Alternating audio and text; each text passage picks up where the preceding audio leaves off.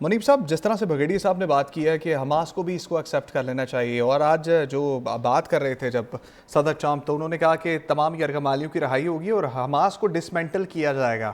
تو آپ کے خیال میں جو معاہدہ آج پیش کر رہے ہیں وہ ایزی گوئنگ ہوگا، آرام سے ہو جائے گا، یا اس میں کسی مزاحمت کا سامنا کرنا پڑے گا ان کو؟ یہ ایک بہت اہم معاملہ ہے اور بہت اہم سوال بھی ہے، اس لیے کیونکہ اس وقت ہم یہ چیز سرٹنٹی سے نہیں کہہ سکتے، کیونکہ ہمیں نہیں پتا کہ آنے والے چند دنوں کے اندر اس کے اوپر ریئیکشن کیسا آئے گا، کیونکہ بہرحال حماس ایک بہت ویل انٹرینچڈ ملیٹنٹ گروپ ہے، اور وہ اس کو کس طرح سے ایکسیپٹ کرتا ہے، وہ پرو پیلسٹائن ہے لیکن اینٹی اسرائیل ہے۔ اب ایسی صورتحال میں ان کو ڈسمینٹل کرنا، یاد رہے کچھ عرصہ پہلے تک ان کے جو نیگوسیشنز تھی وہ قطر میں ہو رہی تھی جہاں پر اسرائیل نے حملہ کیا۔ اب اگر ان ممالک کے اسلامی ممالک حماس سے بات کرتے ہیں اور لفظ ڈسمینٹل استعمال کیا گیا ہے، تو ڈسمینٹلنگ کا مطلب ہوتا ہے کہ اسے سرے سے ختم کر دینا۔ حماس کو سرے سے ختم کرنا کیا آسان ہوگا؟ یہ کیا ایزیلی ایگزیکیوٹ کیا جا سکتا ہے؟ کیونکہ بہرحال حماس کی جو پروگزیمٹی ہے اس کا وہ رہی ہے مشرق وسطیٰ کے ممالک کے ساتھ، پاکستان کے ساتھ اس کا ڈائریکٹ انٹریکشن نہیں رہا ہے۔ دیکھنا یہ ہے کہ جو عرب ممالک ہیں جنہیں ہم مسلم ممالک کہتے ہیں مشرق وسطیٰ کی، کیا وہ اتنا انفلوئنس رکھتے ہیں حماس کے اوپر کہ وہ حماس کو مجبور کرے کہ وہ اپنے جو پورا رینک اینڈ فائل ہے اس کو ڈسمینٹل کرے، ڈسارم ہو جائے اور سلسلہ وہ ایسے کر دے، کیونکہ یہ ایک اگر واحد کنسرن ہوگا۔ باقی اگر غزہ کے اندر امن ہوتا ہے اور اسرائیل کو کوئی ایشورنسز دی گئی ہیں تو وہ اپنی جگہ، لیکن اسرائیل کا جو وہاں پر ایک گریٹر اسرائیل کا ایجنڈا تھا نیتن یاہو کا، کم از کم اس کو بادی النظر میں اب تک یہ لگ رہا ہے کہ اس کو ایک سیٹ بیک ضرور ملا ہے، اور فلسطینی ریاست کا قائم ہونا وہ بھی نیتن یاہو کی شکست ہے اور فلسطین کی جیت ہے۔ اگر اس میں پاکستان کردار ادا کر رہا ہے اور کر سکتا ہے تو اس کی بہت اہمیت ہے۔ ٹھیک ہے منیب صاحب، ساتھ رہیے گا۔ برگیڈ صاحب بھی ہمارے ساتھ موجود ہیں۔ برگیڈ صاحب، یہی سوال آپ کی جانب، جو الفاظ کا چناؤ تھا، ڈسمینٹل حماس کو کیا جائے گا اور یہ بھی کوشش کی جائے گی، بلکہ کوشش کا ورڈ انہوں نے استعمال نہیں کیا، انہوں نے کہا کہ اس بات کو یقینی بنایا جائے گا کہ غزہ جو ہے وہ دوبارہ اسرائیل کے لیے خطرہ نہیں بنے گا۔ تو کیا یہ اتنا آسان ہے جو آج اعلان کر گئے ہیں، اور کہ اس سے مزید خون ریزی نہیں بڑھے گی اور معاملات افہام و تفہیم کے ساتھ حل ہو جائیں گے؟ یہ ڈپینڈ کرتا ہے کہ جو یہ بھی ٹاسک فورس بنے گی جس میں یہ اسلامی غرب ممالک آئیں گے، ان کا پارٹ کیا پلے ہوتا ہے، پھر نظیر کیسے پلے کرتے ہیں اس کو، اور کتنا غزہ کے ایریے کو ریکنسٹرکشن کیسے ہوتی ہے، اس کے بعد کیا ٹو اسٹیٹ کے لیے کہ کتنے عرصے بعد اس کو as a two state Palestine کو انڈیپینڈنٹ اسٹیٹ سمجھا جائے گا، کون سے علاقے 1967 میں واپس کیے جائیں گے نہیں کیے جائیں گے،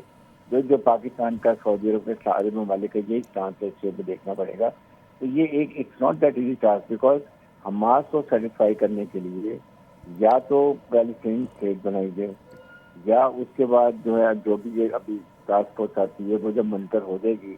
تو پھر وہ ویسے ہی حماس نیوٹرلائز ہو جائے گی، حماس سے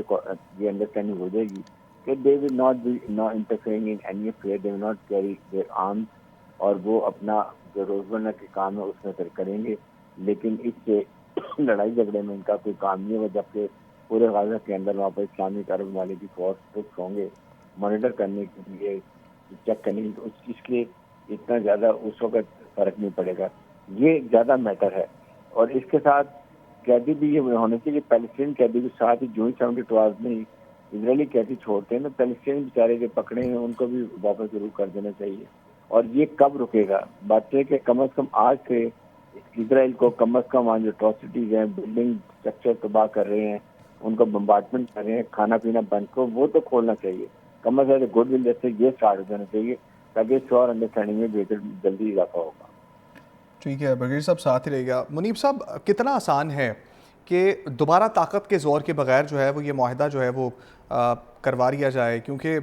باتیں تو ویسے ہی ہو رہی ہیں کہ طاقت کے زور پہ بھی کروایا جائے گا، اور حماس کو اب ہر حالت میں یہ معاہدہ ماننا ہوگا، یہ بھی آج ذکر کیا گیا امریکی صدر کے الفاظ میں۔ اب کیا سمجھ رہے ہیں آپ؟ دیکھیے، یہ ڈپینڈ کرتا ہے کہ کون سی ٹرمز رکھی جاتی ہیں عرب ممالک کی جانب سے حماس کے سامنے. بہرحال جو ایک عبوری کونسل بن رہی ہے اس کی سربراہی تو امریکی صدر کریں گے. اس کے اندر اگر تو کوئی اسلامی ممالک شامل ہوں یا کم از کم قطر ضرور ہو جو مشرق وسطیٰ کے اندر اہم حیثیت رکھتا ہے,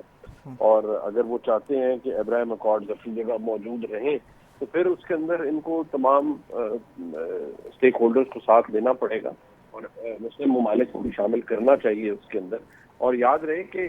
نیتن یاہو نیگوشیٹ نہیں کر سکتا حماس کے ساتھ. اگر کوئی حماس کے ساتھ نیگوشیٹ کر سکتا ہے تو وہ اسلامی ممالک ہیں, وہ قطر ہے, وہ یو اے ای ہے, وہ اور اسلامی ممالک ہیں جو اس پروگزیمیٹی میں ہیں. لہٰذا دیکھنا یہ ہے کہ یہ کتنی آسانی سے پایہ تکمیل تک پہنچ سکتا ہے. اور اگر خدا نخواستہ حماس نے یہ تسلیم نہ کیا تو پھر غزہ کے اندر سے اسرائیلی فوجیوں کی واپسی کیا وہ بھی کھٹائی میں پڑ جائے گی,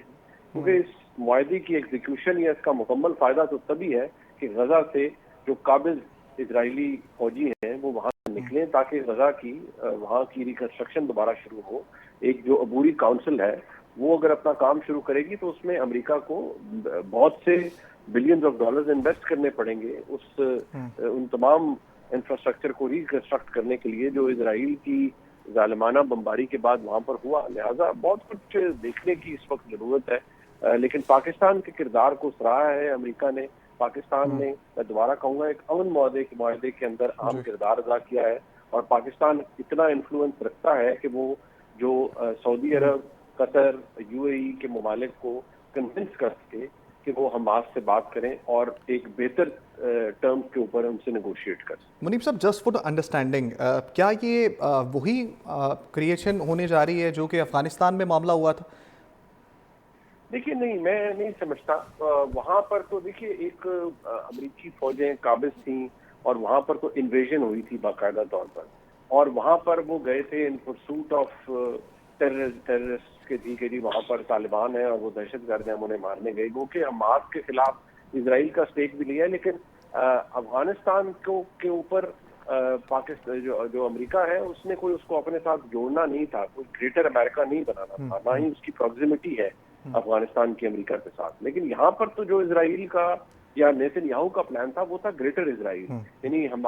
فلسطین کو سرے سے ختم کر دو اور کوئی فلسطین کی ایگزسٹنس ہی نہ ہو, اور تمام تر جو علاقہ ہے غزہ کا وہ بھی اور ویسٹ بینک اور یہ سارا یہ اسرائیل کے قبضے میں آ جائے اور یہ گریٹر اسرائیل کے طور پر. لہذا اس میں یہ بنیادی جو تفریق ہم کر سکتے ہیں وہ یہ ہے. ہاں البتہ یہ ضرور ہے کہ وہاں کوئی امن معاہدہ نہیں ہوا جس کے نتیجے میں امریکی فوجوں کا انخلا ہوا. وہ تو بس ون فائن ڈے انہوں نے سوچا کہ ہم یہاں سے چلے جائیں اور وہ چلے گئے. لیکن یہاں پر تو اب ایک یہ تمام بڑی طاقتیں جس میں امریکہ سپر پاور ہے وہ اس جگہ مجبور ہوا ہے کہ وہاں پر امن نہیں آ سکتا اس وقت تک جب تک نیتن یاہو کے جو ایمبیشنز ہیں ان کو لگام نہ ڈالی جائے. اور وہ لگام بہرحال ڈالی گئی ہے, اس کو کوئی محسوس کرے یا نہ کرے,